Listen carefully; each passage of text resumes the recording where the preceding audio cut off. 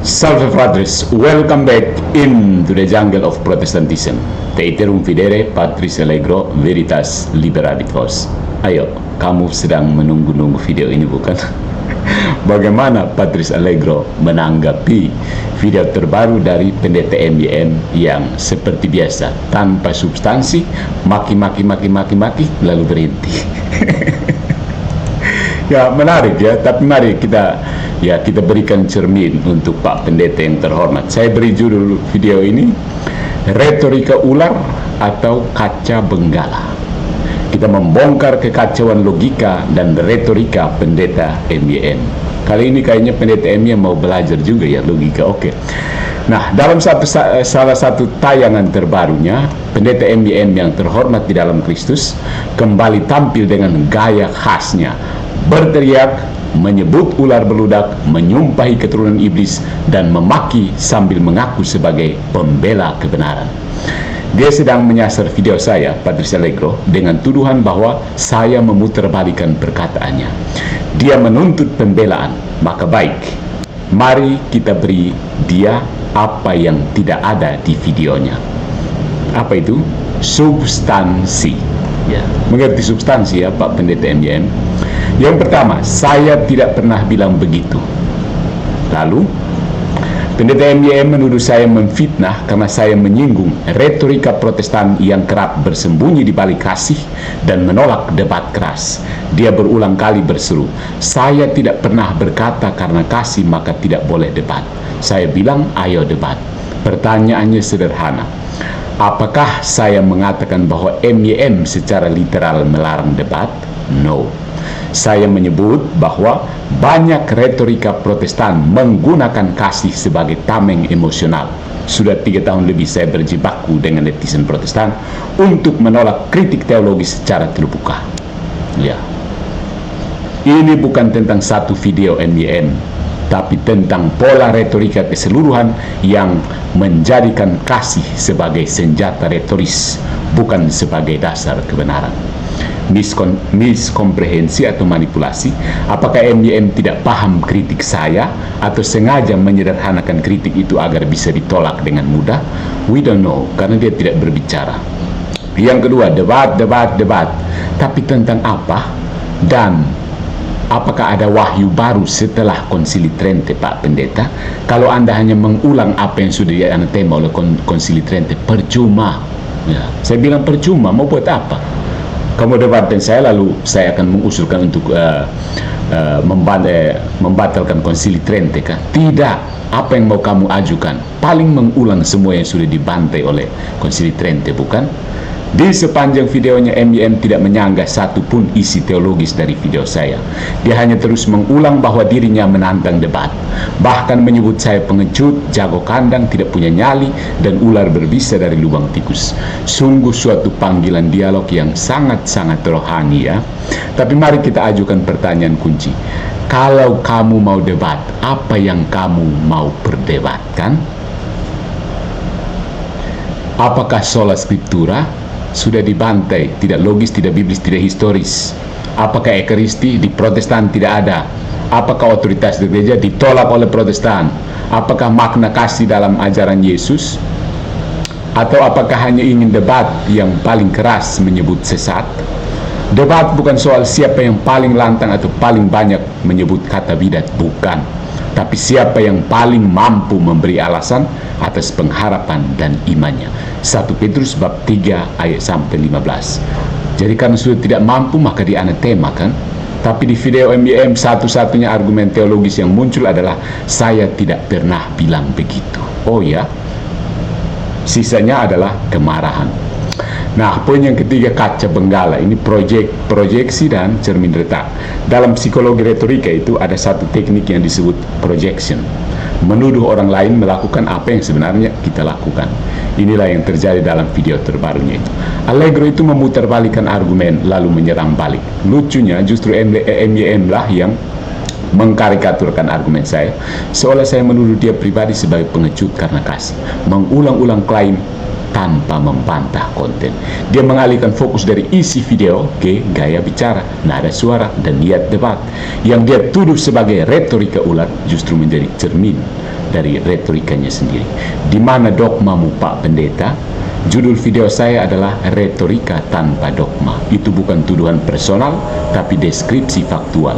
Seluruh video MYN membahas nama saya, nada bicara saya, lokasi saya berasal, keberanian saya, ajakan debat saya tolak atau tidak, tanpa menyentuh isi dogmatis ajaran Katolik yang saya sampaikan. Dia tidak menjawab satupun poin substansial seperti apakah sola scriptura konsisten secara epistemologis, apakah kasih Kristus berarti anti teguran, apakah Protestan memiliki magisterium yang jelas.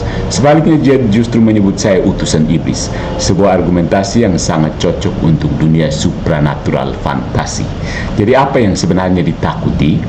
Jika MYM yakin bahwa Katolik adalah sesat, mengapa dia tidak menyanggah argumen teologis yang saya ajukan? Mengapa yang dia jawab hanya gaya saya, bukan isi saya? Karena isi itu berbahaya, kan? Ketika retorika Protestan kehilangan topangan doktrin yang kuat, yang tersisa hanya emosi dan agitasi. Dan ketika seseorang merasa tidak sanggup menjawab substansi, dia menuduh lawannya ular di Eden. Jadi, Pak Pendeta, dari Eden menuju kebun kosong retorika. Sebagai penutup, saya berterima kasih kepada MYM karena dia telah mengkonfirmasi sendiri inti dari kritik saya bahwa banyak polemik Protestan hari ini penuh emosi, minim isi, dan bergantung pada pengulangan retorik. Saya tidak keberatan dituduh sesat, bahkan setan, sebab yang saya bela bukan reputasi saya. Bukan. Kalau Anda ya bela reputasi MYM. Kalau saya bela konsistensi iman Katolik yang didasarkan pada rasio dan wahyu. Dan saya tetap menunggu, bukan tantangan debat, tapi jawaban terhadap isi yang saya ajukan, yang menjadi bahan untuk dilaporkan ke polisi. Kalau bisa jawab isi. Kalau tidak bisa, diam saja. Lebih elegan daripada menyebut lawan keturunan ular beludak tanpa memberi jawaban apa-apa. Kan saya tunggu, sampai sekarang tidak ada satu pendeta pun yang menunjukkan bahwa pernyataan Patrice Allegro itu salah. Berarti apa? Benarkah? Ya. Jadi begitu ya Pak Pendeta.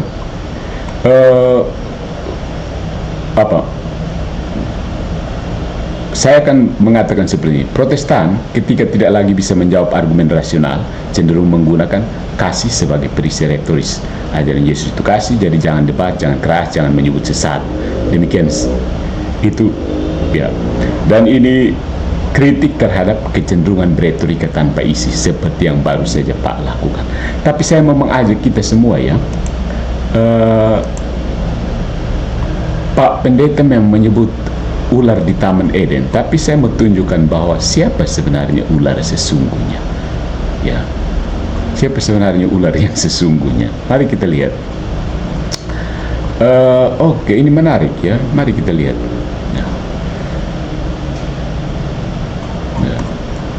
Ada hubungan. Dan ingat, disclaimer, ini sistem ya, sistem yang bernama Protestantisme itu ular di Taman Eden. Ya, sistem Protestantisme, bukan orang Protestan. Ya, sistem Protestantisme adalah ular di Taman Eden. Protestantisme itu bisikan roh atau bisikan ular. Ya, setiap sekte dan denominasi dalam dunia Kristen hari ini akan berkata, kami dipimpin oleh Roh Kudus. Tentu saja. Bahkan si ular pun bisa menyambar jadi malaikat terang, dan nyatanya sejak Eden dia sudah bermain teologi. Dan hari ini kita perlu bertanya, apakah Protestantisme itu buah dari Roh Kudus yang menyatukan, atau sekedar edisi teologi Garden of Eden versi 15-17? Ya, mari kita dengarkan ulang bisikan pertama itu, dan mari kita jujur ya Pak Pendeta, Anda mengangkat ular di Taman Eden ya. Ular di Eden, arsitek pertama teologi interpretatif. Kejadian 3 adalah seminar teologi pertama dengan dosen seekor ular dan mahasiswanya manusia naif, Adam dan Hawa. Apa metode eksposisinya? Hermeneutika skeptis, apakah Allah benar-benar berfirman? Eksperimen interpretatif, memutarbalikkan kata-kata Tuhan menjadi narasi baru. Dan teologi otonomi, kamu bisa jadi seperti Allah. Tafsir sendiri, tentukan sendiri. Sudah dengar gaya ini di mana-mana bukan? Di YouTube keliling di mana-mana bukan? Nah, ada 3 pilar Edenisme dan reformasi. Mari kita jujur, si ular punya 3 alat utama. Anehnya, reformasi menggunakan semuanya. Yang pertama, meragukan otoritas. Siapa paus, siapa tradisi? Bukankah Alkitab saja cukup? Persis seperti apakah Allah benar-benar berfirman? Yang kedua, membelokkan kebenaran. Kamu tidak akan mati. Lalu reformasi berkata, kamu tidak perlu gereja untuk diselamatkan. Lalu menjual kebebasan semu, engkau akan menjadi seperti Allah. Dan kini jadilah pengkhotbah, penafsir, dan paus atas dirimu sendiri. Ya, jadi sola scriptura dan sola fide itu dua gigi bisa dari ular. Sola scriptura terdengar suci, tapi kalau setiap orang bisa jadi nabi, siap-siap Alkitab dijadikan bantal tafsir pribadi. Hasilnya, Injil menurut aku, bukan menurut Kristus. Sola fide, oh tentu, iman tanpa gereja, tanpa sakramen, tanpa tubuh mistik Kristus, itu seperti berkata, saya percaya pada tubuh saya, tapi saya potong kaki, lengan, dan jantungnya. Ular tersenyum puas, dua gigitan teologis, satu pada otoritas, satu pada sakramentalitas. Nah, dari Eden ke Wittenberg, evolusi bisikan. Di Eden, engkau akan menjadi seperti Allah. Di Wittenberg, engkau akan menjadi seperti paus. Luther berkata, kita semua imam, fine. Tapi siapa yang menabiskan? Kita semua bisa tafsir Alkitab, hebat. Maka lahirlah denominasi demi denominasi, seperti anak-anak ular yang baru menetas. Bagian kelima, dan ini yang paling penting, buah dari pohon terlarang, 40.000 ranting pecahan. Katolik memang punya dosa sejarah, tapi dia tetap satu. Ritus berbeda, budaya berbeda, bahkan paus bisa dikritik, tapi gereja tetap satu tubuh. Bandingkan itu dengan 40.000 denominasi. Pak Pendeta MDM masuk yang mana? Yang masing-masing berkata, inilah gereja sejati, satu kitab 40.000 tafsir, satu Roh Kudus 40.000 suara berbeda, atau mungkin ada roh lain yang sedang tertawa dari semak-semak. Mari kembali ke taman yang benar. Ular berkata, engkau akan menjadi seperti Allah, tapi Kristus berkata, inilah tubuhku. Ular berkata, kamu tidak akan mati, tapi gereja berkata, ambillah dan makanlah supaya kamu hidup. Kita bisa terus menggigit buah pengetahuan atau kembali menerima buah kehidupan. Bukan buah tafsir pribadi, tapi buah ekaristi. Ayo pulang. Gereja tidak sempurna, tapi dia adalah ibumu. Dan ibu tidak berkata, tafsirkanlah sesukamu, tapi dengarkanlah gereja. Lihat Matius bab 18 ayat 17. Saya tunggu tanggapannya. Ya, bukan adu debat mulut, itu untuk bermain pingpong. Ya, orang Katolik sudah pertandingan pingpong telah selesai dan skakmat dari Konsili Trente.